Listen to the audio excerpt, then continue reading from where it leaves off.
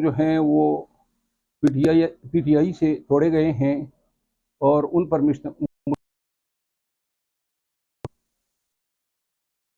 तीसरी बात जो है वो 19 तारीख को चेयरमैन पीटीआई जो हैं वो इस्लामाबाद को अदालतों में पेश होंगे और हालात जो तेज़ी से तब्दील हो रहे हैं इस हवाले से हम चाहते हैं कि आपके ज़रिए कौम को एतमाद में लिया जाए। आज इस्लामाबाद हाई कोर्ट में chief justice Islamabad high court तकरीबन 7-8 दिन की तातीलात के बाद आए और हमारे आज 8 केसेस चेयरमैन पीटीआई के, उनकी वाइफ के, उनकी अदालत में फिक्स थे, जिनमें 7 केसेस में हमने मुंतकिली मुकदमात की इस्तदा की थी एक फाजिल एडिशनल सेशन जज साहब की अदालत से, जिन्होंने मुल्जिमान को उन्हीं केसेस में जिसमें चेयरमैन पीटीआई जो हैं वो मुल्जिम हैं और प्री अरेस्ट बेल पे हैं, उनकी एबेटमेंट के चार्ज पे, वही चार्ज जो चेयरमैन पीटीआई पे हैं, उनकी ज़मानतों की दरख्वास्तें खारिज की। और दूसरी इर्रेगुलरिटी ये हुई कि एन उसी वक्त जब ये ऑर्डर डिसमिसल का किया जा रहा था तो उस वक्त जो है चेयरमैन पीटीआई की दरख्वास्त जो है वो दूसरी तारीख पे, दूसरी डेट पे रखी गई थी। ये संगीन इरेगुलरिटी थी, क्योंकि अगर एक ही मुकदमे में शरीक मुल्जिमान कई हो तो कानून रिक्वायर करता है कि वो जज साहब जिसकी अदालत में ये मुकदमात हैं उन तमाम मुकदमात को या ज़मानत की दरख्वास्तों को यकजा सुनेगा और सेम डे ऑर्डर करेगा ताकि कोई दूसरी पार्टी प्रेजुडिस ना हो। 20 जून को उन्होंने ज़मानत असद कैसर साहब, असद उमर साहब, शाह महमूद कुरैशी साहब और पीटीआई के दीगर जो अमायदीन हैं उनकी ज़मानत खारिज की। और फिर 4 तारीख को वही जज साहब चेयरमैन पीटीआई बतौर मुल्जिम उसकी अदालत में मौजूद थे और कह रहे थे कि मैं फैसला करूंगा, जिस पर मैंने उन्हें गुजारिश की थी कि चूंकि ये आपका फैसला है, आप माइंड डिस्क्लोज कर चुके हैं, इसी रोल पे आपने दीगर मुल्जिमान की ज़मानतें खारिज की हैं, तो लिहाजा अब कानून का तकाजा ये है कि हम किसी इंडिपेंडेंट जज से, क्योंकि आप अपने हुक्मनामे के पाबंद हैं, रूल ऑफ कंसिस्टेंसी का तकाजा है कि जो ट्रीटमेंट आपने और मुल्जिमान को दी थी आप वही ट्रीटमेंट हमें भी देने के पाबंद हैं, तो लिहाजा आप न सुने। दूसरी वजह यह थी कि जो ज़मानत उन्होंने शाह महमूद साहब वगैरह की खारिज की थी, शाह महमूद कुरैशी और दीगरान की, तो वजह उसमें उन्होंने ये बताई थी कि चूंकि ये पीटीआई के सीनियर लीडरशिप हैं और पीटीआई वो पार्टी हैं बकौल जज साहब के कि जिन पे इल्ज़ाम हैं कि ये इंस्टॉलेशन वगैरह पे हमलों में मुलव्वस हैं, तो लिहाजा ज़मानत इनका हक नहीं बनता है। ये बड़ा ही बचगाना ऑर्डर था, क्योंकि 109 में अदालत ये देखती है कि शहादत क्या है। बाप को बेटे के जन्म के लिए जो है मोरद इल्ज़ाम या रिस्पॉन्सिबल नहीं ठहराया जा सकता, कुजा ये कि करोड़ों पर मुश्तमिल पार्टी के वर्कर्स के फेल के लिए आप उनकी लीडरशिप को जो है जिम्मेदार ठहराए। इस पर हम 526 ज़ाब्ता फौजदारी के तहत हाई कोर्ट में हमने दरख्वास्त दी, जो फाजिल चीफ जस्टिस साहब की अदालत की वजह से टेकअप न हो सकी और जिसमें हमें काफ़ी एम्बेरसमेंट फेस करना पड़ी। ताहम आज जब फाजिल जज साहब चूँकि मौजूद थे तो इसी दौरान मुकदमा जो तोशा खाने का केस है उसमें ख्वाजा आरिफ साहब भी पेश हुए। दोनों केसेस में इतराज़ात उठाए गए थे। जो जिन 7 केसेस में मैं चेयरमैन पीटीआई और उनकी वाइफ को रिप्रेजेंट कर रहा था, उन पे इतराज़ ये थे कि जी बायोमेट्रिक्स नहीं की थी, एफिडेविट्स जो हैं उन्होंने दस्तखत नहीं किए थे। तो ये दो जो जहाँ तक इन इतराज़ात का ताल्लुक है, माजी में यही अदालत ऐसे ऑब्जेक्शंस को ओवर रूल कर चुकी है। दूसरी बात, आज मैंने अदालत को भी बताया, ये बायोमेट्रिक हर एक दरख्वास्त में कराना ये बिल्कुल कानून के मनाफी है। कानून ये कहता है, ज़ाब्ता फौजदारी और ताज़ीरात पाकिस्तान, कि फौजदारी मुकदमात में 2 सूरतों में मुल्जिम की हाज़िरी मस्ट है। ये कानून कहता है। एक उस वक़्त जब वो प्री अरेस्ट बेल पे होगा, और एक उस वक़्त जब उसकी सज़ा के खिलाफ एनहांसमेंट की क्रिमिनल रिवीजन होगी। बाकी हालात में ना अदालत मुल्जिम को तलब कर सकती है, मां सिवाय ट्रायल के, जहां पे एग्जेम्पशन की प्रोविजन 540 के तहत अवेलेबल है। इस्लामाबाद हाई कोर्ट में इन्होंने अब अपने तय ये कानून बनाया है कि जी कोई भी दरख्वास्त देंगे, मुल्जिम चाहे कराची में हो चाहे दुबई में हो, उसने यहाँ हाँ के अंगूठे लगाने हैं। यानी आप अंगूठे भी ऑनलाइन नहीं लगा सकते, नादरा की फैसिलिटी भी अवेल नहीं कर सकते। फिर जो है आपने एफिडेविट भी कराने हैं, यानी कि दूसरे अल्फाज में मुल्जिम का फिजिकली हाजिर होना मस्ट है। ये इंसाफ तक रसाई के जो हकूक हैं, बुनियादी हकूक, ये जो रूल बनाए हैं इन्होंने, ये उनसे मुतसादम है। आज चीफ जस्टिस साहब इस्लामाबाद हाई कोर्ट ने हमारी गुजारिशात नहीं सुनी।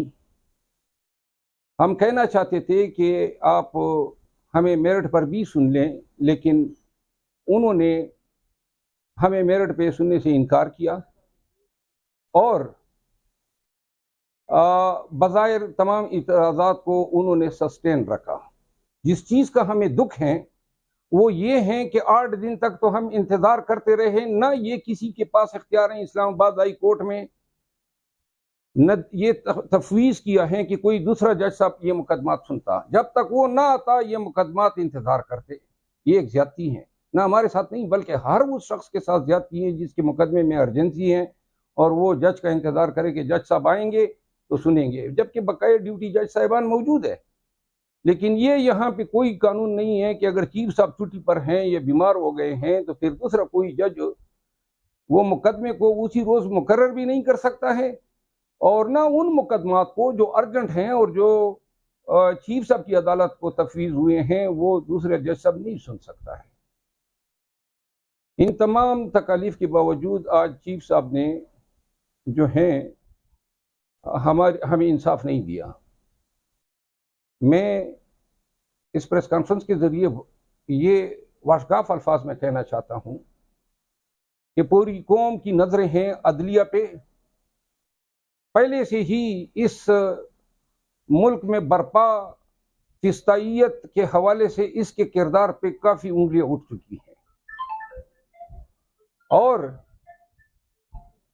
आप लोग देख रहे हैं कि नीचे एक जज साहब बैठा हुआ है जो मुकदमे से चिमटा हुआ है तोशाखाने केस में, आज भी बैठा हुआ है, आर्गुमेंट्स सुन रहा था, जबकि सालों इन्होंने चेयरमैन पीटीआई के खिलाफ जो है ट्वीट्स किए, उनके खिलाफ तवीना में पोस्ट लगाए।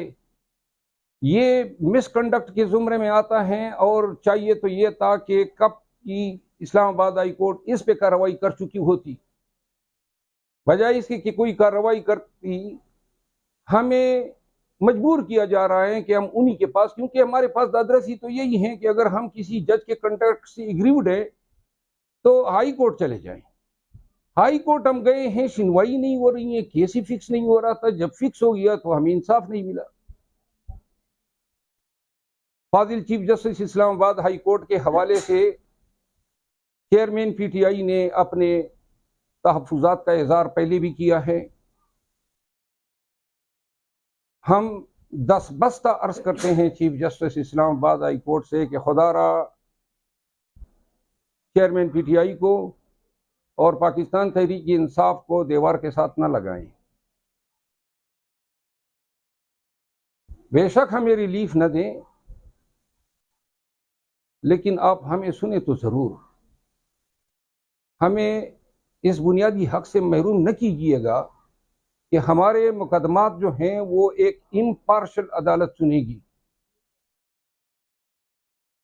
जब से चीफ जस्टिस साहब इस्लामाबाद हाई कोर्ट के जज बने हैं उस टाइम से लेकर ये मुल्क में मार्शल लॉ जो प्रैक्टिकली नाफिज है, इससे कबल तक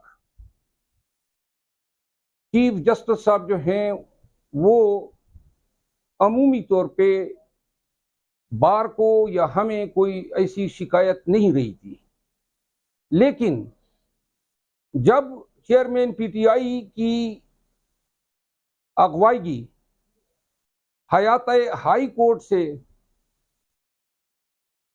इस फेल को जब उन्होंने, जो कि जुर्म था, जो रेंजर्स ने जिसका इर्तिकाब किया था, उन्होंने इस जुर्म को कंडोन किया। अगर ये जुर्म कोई भी दूसरा इदारा करता, पुलिस करती, FIA करती, तो हमें और आप सबको और कौम को इंसाफ करने की जो करो फर हैं वो सबको नजर आती। लेकिन दोहरे मेयार हैं, रेंजर्स के लिए एक मेयार हैं और सिविल इदारों के लिए दूसरा मेयार है। जब उन्होंने अगवा किया तो अदालत ने कहा जी आपने सही काम किया है, ये सिर्फ गलत फैसला नहीं था, ये कानून का मजाक था, ये अदल का मजाक था, ये सरासर नाइंसाफी थी और ये जुर्म पे हाई कोर्ट जैसी अदालत की मोहर सबत करने के मुतरादिफ था। एक दफा फिर मैं चेयरमैन पीटीआई की तरफ से और पाकिस्तान तहरीक इंसाफ की तरफ से और अपनी लीगल टीम की तरफ से honourable chief justice Islamabad high court से दस्तबस्ता इल्तिजा करते हैं कि अगर इन अवामिल के जरिए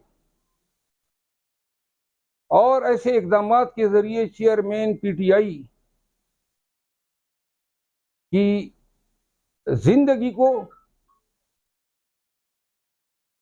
कोई नुकसान पहुंचाया गया तो लोग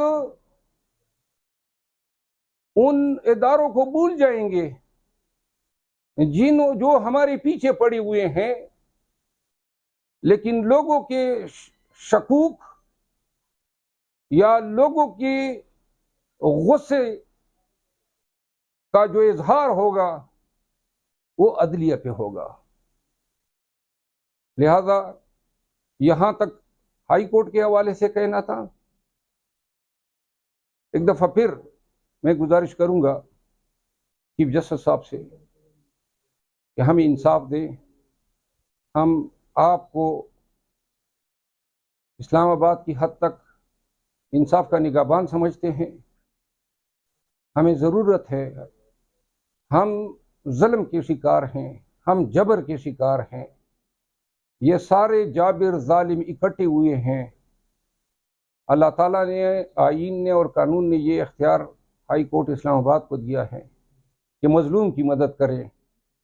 उम्मीद है कि आपकी अदालत से और तमाम अदालतों से पीटीआई को और पीटीआई के चेयरमैन को इंसाफ मिलेगा। आपके कोई सवालात हो तो मैं हाजिर हूँ।